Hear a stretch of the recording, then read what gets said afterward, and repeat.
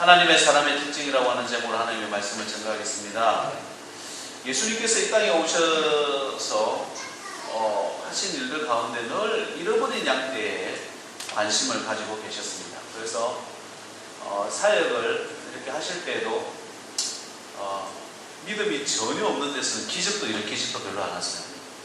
적어도 하나님을 붙잡고 하나님께로 찾아오는 사람들을 고쳐주셨고, 또 심지어 이방 민족들이 찾아오거나 이렇게 해도 별로 이렇게 상관하지 않았습니다. 기뻐하지 않고 오히려 하시는 말씀은 내 잃어버린 양들을 내가 구원하려 왔는데 너 왜 왔냐, 이렇게 심지어 욕까지 하시는 경우도 봤습니다.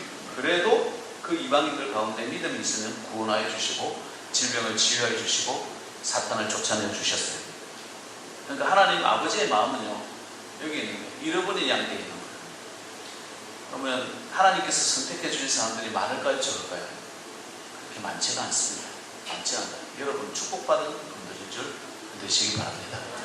많은 사람들 가운데 우리를 선택해 주시고 우리가 그 믿음으로 살아가는 우리 앞에 인사만, 당신은 축복받았습니다. 아멘. 아멘. 여러분, 저와 여러분은 이 마음 잊으시면 축복받은 사람들이다. 그 하나님의 은혜 잊으시면 안 돼요. 그 은혜로 살아가는 것입니다. 3년 6개월 동안 12명의 제자를 선택해 주셨어요. 적어도 보면 우리는 12명보다 많잖아. 하나님의 방법은 참, 한 사람 선택해가지고 다윗 한 사람 선택해 이스라엘 전체를 변화시키고, 12명의 제자를 선택해가지고 전 세계를 변화시켜 갑니다. 그 12명의 제자를 3년 6개월 동안 훈련시키셨어요. 그리고 부활 성천하신 후에 그 부활하신 거 500명이 봤는데, 그죠? 그 부활하시고 이게 성천하시는 모습을 500명으로 봤는데, 여러분 어떻게 했어요? 야, 너희들 예루살렘 떠나지 말고 내가 분부한 거 있지? 성령 받고 일해야 돼. 내가 올라가서 성령 줄 테니까 예루살렘 떠나지 말고 기도해.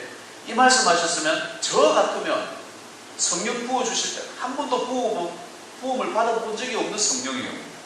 그러니까 하나님께서 약속하셨잖아요. 그냥 그 말씀 붙잡고 기도 안 하겠어요? 근데 500명 중에 120명만 마가의 다락방에 모여서 주여 성령 주시옵소서 기도하기 시작합니다. 딱 일주일 후에, 일주일 동안 뭐 밥도 안 먹고 아무것도 안 하고 기도만 했겠어요? 물도 먹어야 되고 오줌도 싸야 되고, 그죠? 화장실도 가야 되고 밥도 먹어야 되고. 그러니까 그런 시한도 있지만 꺼리지 않고 성령만을 놓고 기도한 이후로 120명에게 성령이 불같이 내렸다. 불의 혀처럼 내렸다라고 되어 있어요. 그분들이 세계를 변화시켜 갑니다. 온 로마, 유럽, 미국까지, 그리고 아시아와 이제는 땅끝, 다시 유대, 이스라엘까지 지금 복음이 전파되고 있음을 믿으시기 바랍니다. 그게 오순절의 역사고 오늘날 우리에게 보여주시는, 야, 너 잃어버린 양 찾아야 돼. 하나님의 양들을 찾아야 돼. 라는 거예요. 요즘에는요, 참 전도하기가 무서워요. 어떤 사람이 올지 몰라. 그러지 않아요? 새로운 사람이 오면 반가워야 되는데, 다행히 우리는 다 늙는 친구들 이렇게 와 있어서 참 감사해요. 와야 되는데 이분이 어떤 분인지 몰라. 신천지는요, 교회에 와가지고 교회만 어지럽게. 그러니까 또 중직자들 온다고 해서 이게 특별히 그런 게 아니에요. 정말 의리를 지키고 한 2, 3년을 우리는 두고 봅니다. 한 2, 3년 지나봐야, 아, 이분이 우리 교회에 틀을 닦겠구나, 이런 마음이 생기는 거예요. 정말 일꾼이 필요로 하는데, 하나님의 사람이 필요로 하는데, 다른 사람이 와서 일꾼 되는 것도 중요하겠지만, 여러분 자신이 내가 하나님의 사람, 하나님의 일꾼 되겠습니다, 이런 결단들을 할 수 있기를 주의 이름으로 축원드립니다. 그게 축복이고 능력이고 은혜고, 또 이 땅을 살아가면서 하나님께서 주시는 그 신령함을 경험해봐야 되지 않겠어요? 은혜로 살아가는 거 아니겠습니까?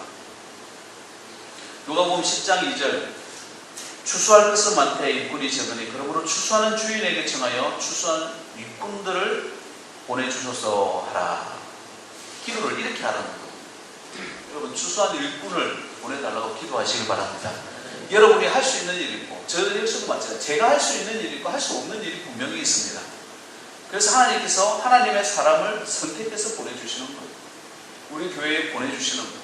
여기에 모인 사람들도 우리 많지만 이곳 출신인 사람, 오리지널 이곳 출신인 사람들이 그렇게 많지 않잖아요. 저도 여기 보냄을 받았어요. 많은 사람들이 이곳에 하나님께서 나중에 알게 되겠지만, 천국 가면 알게 되겠지만 이유는 몰라. 그렇지만 하나님께서 이곳을 포기하지 아니하시는 어떤 이유가 있는 것 같아요. 참 하나님께서 이곳을 사랑하시는 것 같아요. 우리가 이곳에 올 수 있는 사람이 아니잖아요. 부산에서도 오시고, 그죠? 진해에서도 오시고, 진주에서도 오시고, 여기 올 수 있는 사람이 아닌 거예요. 양산에도 오고, 그죠? 그런데 하나님께서 여기 보내주셨어요. 인천에서도 오셨는 거니까. 그러니까, 보내주셨다고 할 때는 여기가 하나님께서 맡겨주신 사역의 장이라는 거예요. 포기할 수 없는 어떤 지역인 거예요. 큰 교회는 아니에요. 큰 성과 같은 어떤 그런 건 아니지만 아주 중요한 요새인 거예요. 지키고만 있으면 되는 거예요. 지키고만 있으면 적들이 겁을 내서 올 수 없는 어떤 지역인 것 같아요. 영적 지역. 주님께서 우리를 여기서 보내주셨다는 거예요. 추수하는 일꾼으로 먼저 보내주셨다는 거예요. 하나님께서 나를 불러주신 것이 맞습니까? 왜 아멘이 약한 거예요? 하나님께서 나를 불러주신 게 맞습니까? 아멘. 그걸 믿으셔야 되는 거예요. 우연이라는 거, 하나님 앞에 우연이라는 거 없어요. 하나님께서 불러주시는 것이지. 구원받은 자는요, 겨우 구원받은 자로서 살아가면 안 됩니다. 넉넉함으로 축복받는 자로서 살아가야 됩니다. 이 땅에서도요, 우리가 물질이나 이런 것이 넉넉해야 될 줄 믿습니다. 아멘이 약간 이런 얘기할 때는 무조건 아멘 소리 크게 하셔야 돼요. 축복받으셔야 돼요. 아멘. 그럼 물질의 축복도 받아야 되고, 영적인 축복도 받아야 되고, 건강의 축복도 받아야 되고, 또 아멘도 안 하면 그러면 축복을 받아야 되는 거예요. 그 축복을 받아야 돼요.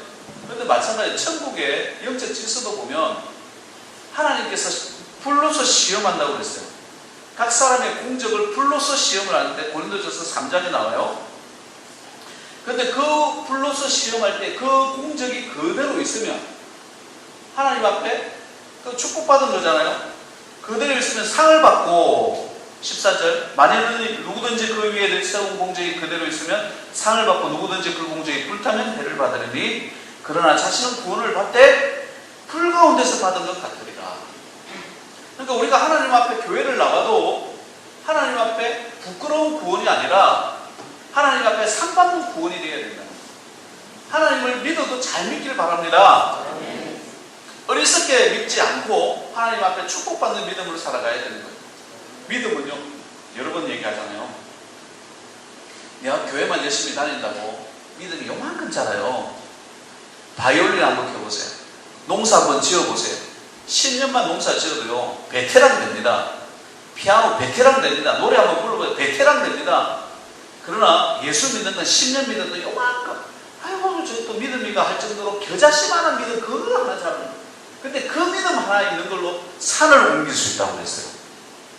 대단한 것이죠. 그 조그만한, 눈에 보이지도 않는 그 겨자씨만한 그 믿음 하나 가지고 하나님께서 이 세상을 변화시켜 가시더라라고 하는 것입니다.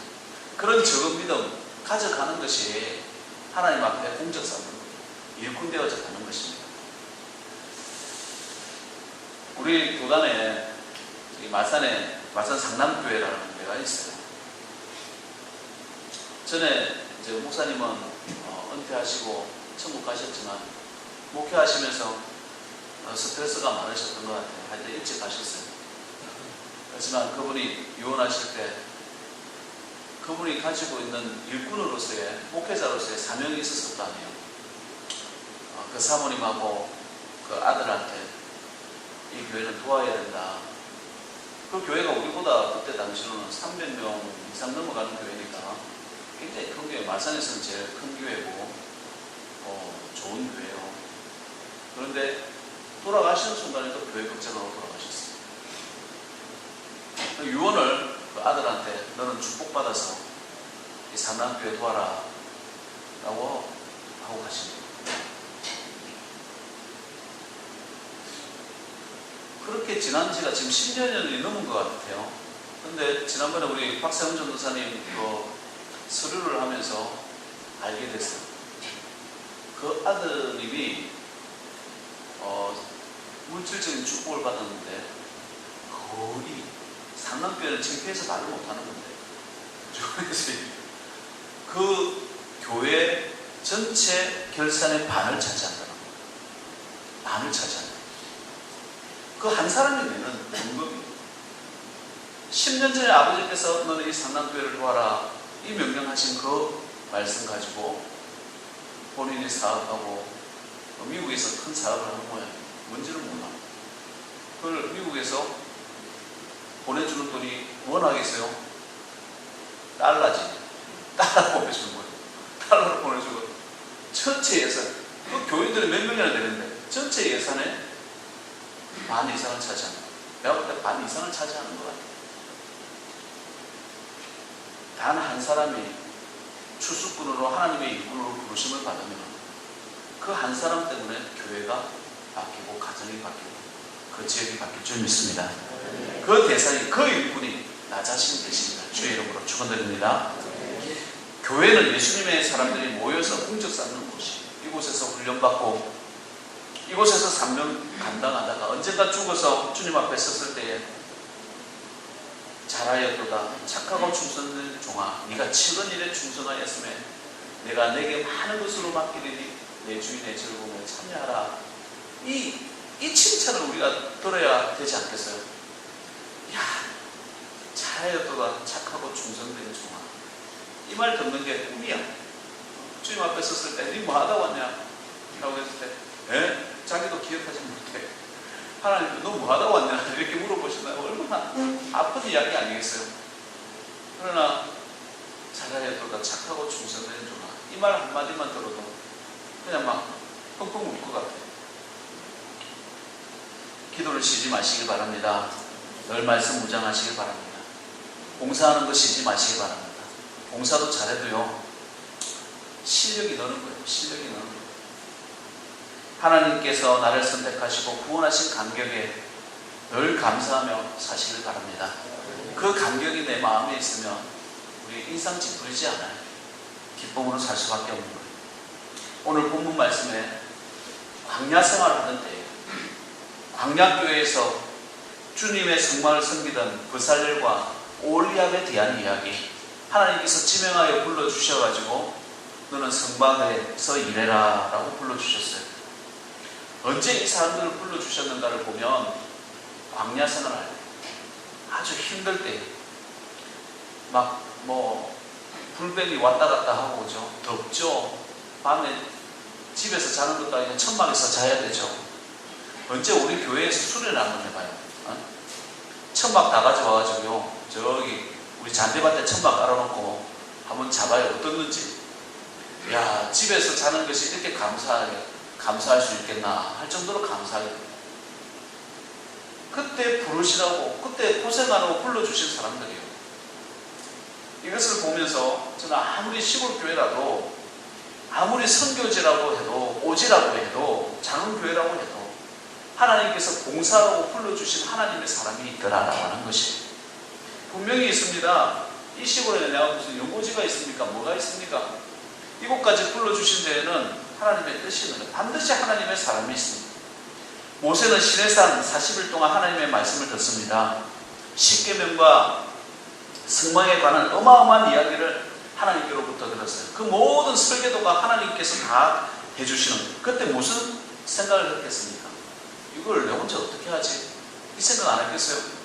이걸 어떻게 하란 말이지? 이거는 어쨌든 저의 쓸데없는 생각일 수도 있어요. 모세가 만약에 그런 생각을 했다라고 한다면 모세의 쓸데없는 생각일 수도 있겠죠. 그러나 하나님께서 우리에게 명령하실 때는 할 만한 일을 주시는 거예요. 이걸 나 혼자 어떻게 하지가 아니라 하나님께서 일할 사람도 반드시 감당할 수 있는 사람도 붙여주시더라라고 하는 것입니다. 소가야교회 여러분을 붙여주셨을 때에는 감당할 수 있기 때문에 붙여주시는 거예요.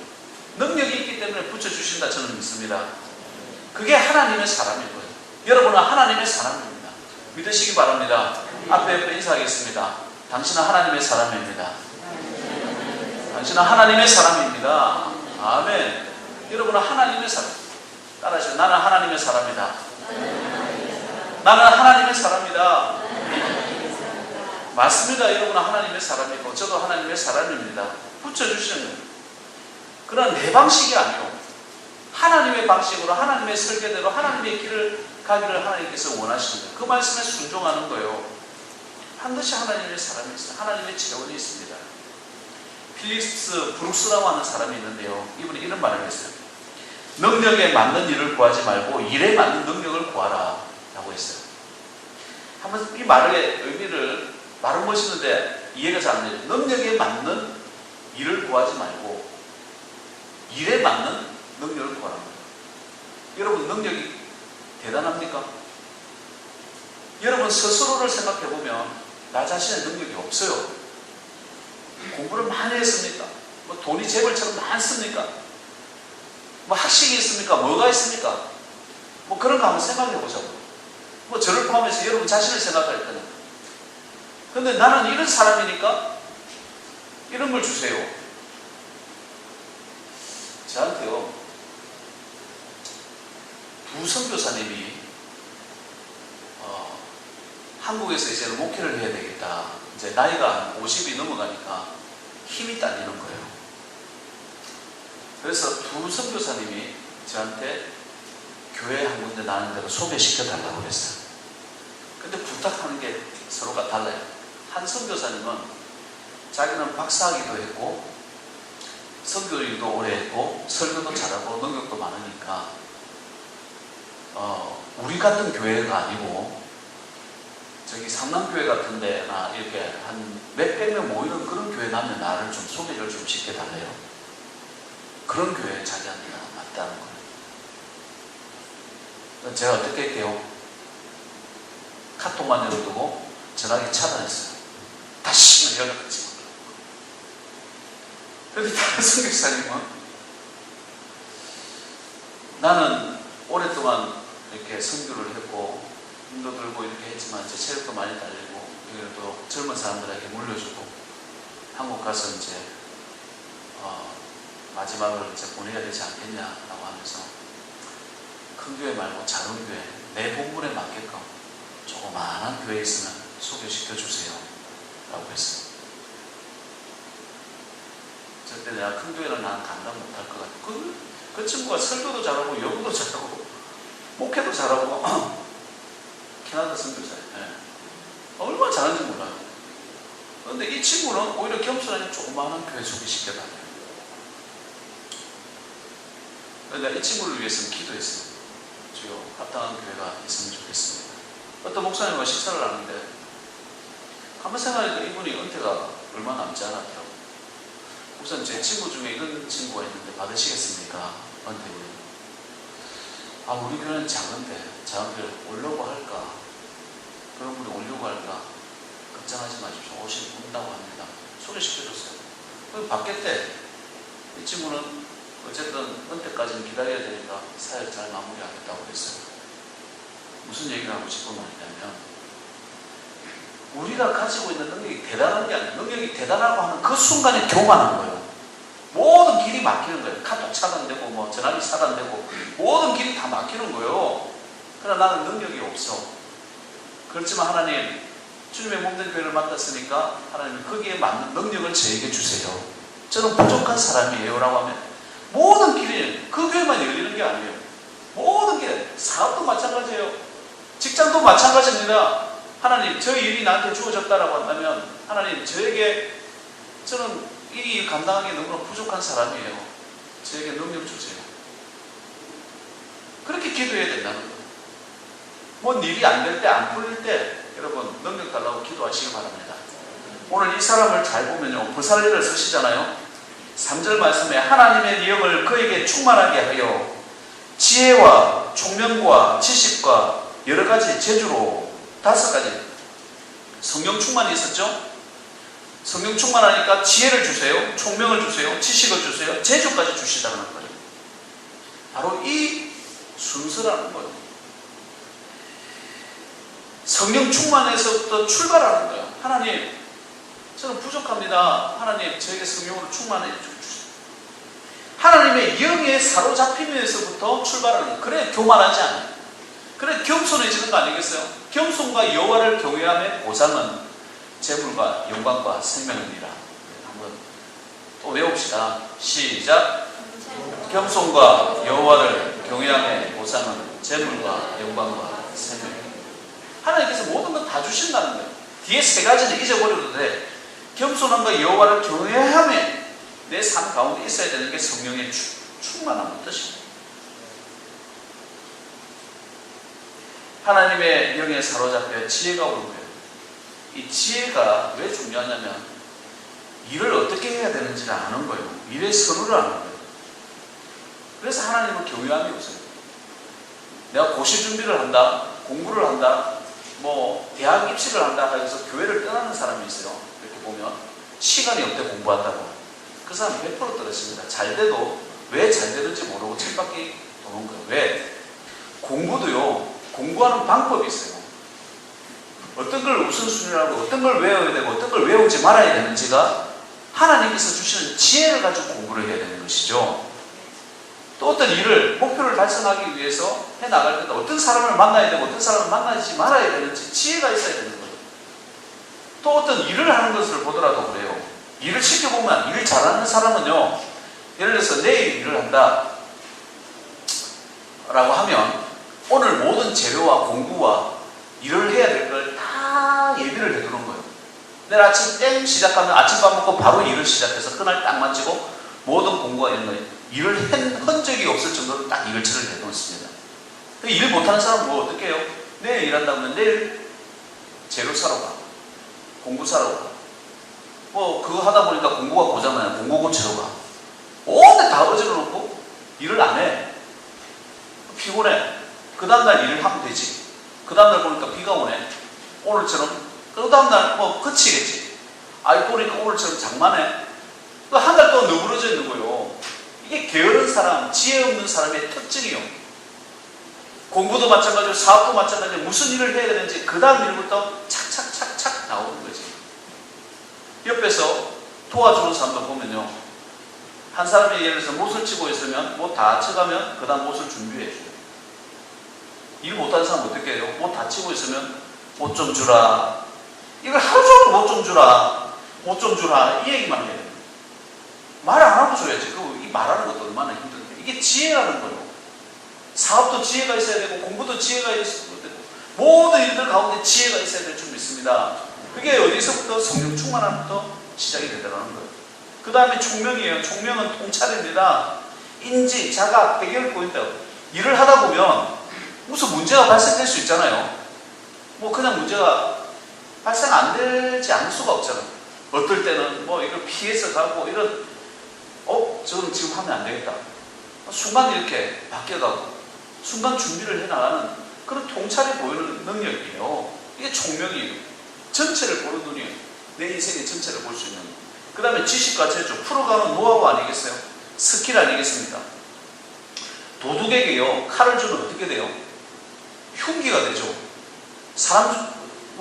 불시에 사람 죽일지도 몰라요. 그러나 의사에게 들린 칼은요, 이건 사람을 살리는 도구가 되는 거예요. 준비된 사람에게 지어진 노하우와 스킬이 바로 있다. 이게 하나님 사람의 특징입니다. 하나님의 사람은 성령에 충만해야 되는 거예요. 이 성령에 충만하면서부터 지혜가 나오는 것이고, 그죠? 총명이 나오는 것이고, 지식과 재주들이 나오더라고요. 여러분, 예수 믿는 사람은요, 소위 말하는 대로 빠릿빠릿해야 됩니다. 남들보다 5배 노력해야 됩니다. 빠릿빠릿해야 되는 거예요. 느리지 않아요. 성령 충만한 사람은 졸지 않아요. 성령 충만한 사람들은 뭐 더디지 않아요. 가속력이 그 사람과 일하면 일이 되게 만드는 거예요. 우리가 여러 가지 따뜻 선교회나 어떤 선교 일을 하다 보면 여러 목사님들 만나는데요. 어떤 목사님이 일이 되게 하는 사람이 있는다면 어떤 목사님과 일을 하면 일이 안 돼. 한 번은 공항에 모셔다 드리는데요. 이야, 참. 공항까지 2시간 남은 거예요. 쭉 가는 거예요. 공항과 멀리 가는 거예요. 내비게이션도 엉뚱한 대로 가르쳐줘. 내비게이션도 업데이트가 안 합니다. 이리 가면 안 됩니다. 이리 가면 안 됩니다. 내비게이션을 가르쳐줘요. 내비게이션대로 가면 안 됩니다. 그 업데이트 한 지 오래됐죠. 보니까 저기 인천공항으로 가야 되는데 대전으로 내려가고 대전으로. 어떻게 할게요? 잘랐어요. 역시나 전화기 차단하고 다음부터 연락하지 말라고 이렇게 했어요. 그걸 보면 알 수 있는 거예요. 성령에 충만한 사람은 빠릿빠릿합니다. 하나님의 일을 할 수 있는 사람이에요. 여러분, 주의 일에 있어서 또 여러분들이 사업장에 있어서 여러분의 사업을 하거나 직장에 있어서 모든 일들 가운데 성령에 충만하시기를 주의 이름으로 축원드립니다. 그게 기도에서부터 시작되지 않겠어요? 그게 인정받는 능력의 사람 되지 않겠어요? 저 사람에게 무엇이든 맡겨도 해내더라 라는 평가를 받지 않겠어요? 그게 하나님의 사람의 모습이라는 거예요. 하나님의 사람의 특징이라는 거예요. 성령은 하나님께서 여러분에게 주시기를 원하는 것 중에 하나입니다. 누가복음 11장 13절 너희가 악할지라도 좋은 것을 자식에게 줄 줄 알거든 하물며 너희 하늘 아버지께서 구하는 자에게 성령을 주시지 않겠느냐. 하나님께 내가 부족한 것이 있으면 성령을 구하시길 바래요. 그 안에 모든 게 다 있는 거예요. 모세는 말씀만 듣고 벌살레는 일만 한 게 아닙니다. 모세에게 주신 말씀을 벌살레이 듣고 또 뒤에 나온 오홀리압이 들었기에 성막 건설이 가능했고 목회가 가능했고 200만 명을 이끌어가는 구심점이 되어졌던 것을 보게 돼요. 부부라 할지라도요, 다른 말씀 들으면 안 돼요. 한 말씀 드려야 됩니다. 하나됨의 말씀이 있어요. 소가의 교회 우리 성도들 하나님께서 이곳에 이 지역에 이 특징이 있는 곳에 보내주셨어요. 한 말씀 들어야 돼요. 물론 때로는 다른 말씀 들었어요. 들으시려고 하면 명성교회 김상환 목사님과 홍대세교회 전병호 목사님 말씀 들었어요. 저도 그 말씀으로 우리가 같은 목회를 같은 선교를 해가고 있기 때문에 그래요. 같은 이렇게 네트워크가 되어져 있기 때문에 그래요. 우리나라 속담에 자다가 공창 두드린다는 말이 있습니다. 말씀 시간에 졸고 엉뚱한 말씀 들으면 엉뚱한 말이에요. 자다가 공창 두드리는 소리 합니다. 예수님 오실 때에 기름 준비하지 못한 사람들이 기름 좀 달라고 하던 그 말이 자다가 공창 두드리는 소리예요. 두들기지 말고 기름 사와라. 우리도 부족할 거 하노라. 그 어리석은 이 신부들은 들어가지 못하잖아요. 하나님의 사역 우리에게 맡겨주셨어요.